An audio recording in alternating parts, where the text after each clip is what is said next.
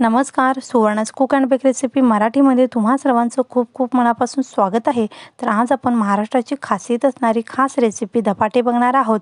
तर कोणत्याही भाजणीशिवाय झटपट अगदी आयत्या वेळी घरी उपलब्ध असलेल्या साहित्यातून आपण हे बनवू शकतो। तर रेसिपी पाहण्याआधी जर अजून माझ्या चॅनलला सबस्क्राईब केले नसेल तर जरूर सबस्क्राईब करा आणि ज्यांनी सबस्क्राईब केलेले आहे त्यांचे खूप खूप मनापासून धन्यवाद। चला तर मग या मस्त रेसिपीला सुरुवात करूयात। तर इथे साहित्य आपण मसाल्यासाठी काय घेतले ते बघूया। तर इथे 10 ते 12 मी लसणाच्या पाकळ्या घेतलेल्या आहेत, एक मूठभर कोथिंबीर घेतलेले, 5 ते 6 हिरव्या मिरच्या घेतलेल्या आहेत, 1 चमचा जिरे आणि 1 चमचा धने घेतलेले आहे। धने जिरे मी भाजून घेतलेला आहे आणि या सर्वाची आता आपण पेस्ट बनवून घेऊया। तर इथे मी पिठे घेतलेले आहेत, काय काय ते बघूया। तर इथे मी 2 वाट्या ज्वारीचं पीठ घेतलेलं आहे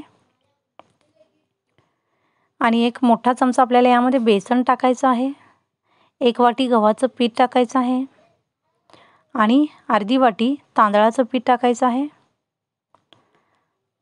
आता यामध्ये आपण हळद टाकूया। तर 1 ते 1.5 चमचा मी इथे हळद टाकते, 1 छोटा चमचा हिंग टाकायचा आहे आणि मीठ आपल्या चवीनुसार टाकायचं आहे। इथे मी 2 चमचे टाकलेले आहेत आणि आपण जे वाटण बनवून घेतलेले आहे ते यामध्ये आता आपण टाकूयात। तर तुम्हाला तिखट जर जास्त आवडत असेल तर मिरचीचं प्रमाण तुम्ही वाढवू शकता। तर हा मसाला आपण पिठामध्ये मिक्स करून घेऊयात।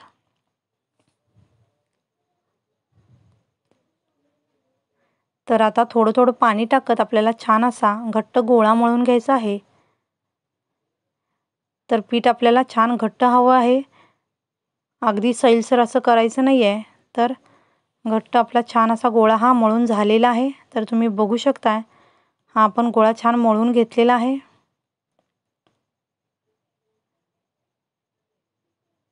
तर या पद्धतीचं आपल्याला पीठ मळून घ्यायचं आहे। तर पीठ आपलं तयार आहे। आपण आता धपाटे बनवायला सुरुवात करूया। इथे मी एक पोळपाट घेतलेला आहे आणि इथं एका भांड्यामध्ये मी पाणी घेऊन त्यामध्ये कापड ओलं करून घेतलेलं आहे आणि हे जे कापड आहे ते आता आपण पोळपाटवर अंथरायचं आहे आणि एक पिठाचा आपण गोळा बनवून घेऊया धपाट्यासाठी। आणि कापडाला परत एकदा थोडंसं पाणी लावून त्याच्यावर हा गोळा व्यवस्थित पसरवून घ्यायचा आहे आणि मध्ये मध्ये नेहमी हाताला पाणी लावायचं आहे आणि पाण्याच्या साहाय्याने ओल्या हाताने आपण हा गोळा व्यवस्थित कापडावर या पद्धतीने पसरवून घ्यायचा आहे। तर तुम्ही बघू शकताय छान आपण हा गोळा बोटाच्या साहाय्याने व्यवस्थित पसरवून घेत आहोत। तर मध्ये मध्ये पाण्याचा हात लावायचा आहे आणि बोटाने आपण प्रेस करत हा गोळा पसरवून घ्यायचा आहे आणि छान आपला धपाटा हा बनलेला आहे। तर पातळ असा आपला हा धपाटा करून घ्यायचा आहे। तर हा धपाटा आपला तयार झालेला आहे आणि मी तवा गरम करत ठेवलेला आहे आणि हा धपाटा आपण आता तव्यावर टाकायचा आहे। तर कापड अलगद उचलून या तव्यावर उलटा टाकायचा आहे या पद्धतीने आणि कापड अलगद लगेच काढून घ्यायचं आहे, तर लगेच निघतं हे। आणि या पद्धतीने आपण धपाट्याला होल करून त्याच्यावर पाण्याचा थोडासा शिंतोडा द्यायचा आहे आणि वरून थोडंसं चमचाने तेल सोडायचं आहे आणि साईडनं सुद्धा आपण हे तेल सोडून घेऊया आणि आता ह्याच्यावर झाकण देऊया आणि मीडियम टू लो गॅसवर आपल्याला हा धपाटा 2 मिनिटे भाजून घ्यायचा आहे। तर 2 मिनिटानंतर आपण झाकण उघडून पाहायचं आहे। तर 2 मिनिटं झालेली आहेत, मी उघडून पाहते। आपला धपाटा खूप छान झालेला आहे। वरून जे तेल दिसत आहे ते असं आपण व्यवस्थित पळीने पसरवून घ्यायचं आहे। तर एकसारखं तेल आपल्या धपाट्याला व्यवस्थित लागतं। तर हे आपला धपाटा छान झालेला आहे, तुम्ही बघू शकता खालून छान मस्त क्रिस्पी असा झालेला आहे।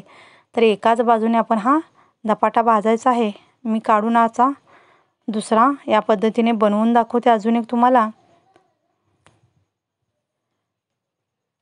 तर परत एकदा आपण पाण्याच्या हाताने हा गोळा व्यवस्थित पसरवून घेत आहोत। तर पिठाचं प्रमाण अगदी योग्य असेल तर पीठ छान व्यवस्थित पसरलं जातं। तर आपण हे भाजणी न करता अगदी झटपट घरच्या घरी उपलब्ध जे साहित्य असतं त्यातून हा बनवलेला आहे, तरीसुद्धा अगदी परफेक्ट असा हा धपाटा बनतो आपला। तर मी पिठाचं प्रमाण जे सांगितलेलं आहे त्यानुसार घेतला तर नक्की अगदी छान आपला धपाटा बनतो। तर मी हे धपाटे याच पद्धतीने सर्व करून घेते। तर तुम्ही बघू शकता पीठ अगदी सहज आपलं पसरलं जातं आहे। हा धपाटा आपला तयार आहे। आपण हा सुद्धा तव्यावर टाकून घेऊयात आणि याला सुद्धा होल करायचा आहे। थोडासा पाण्याचा शिंतोडा देऊन परत तेल टाकायचं आणि झाकायचं आहे।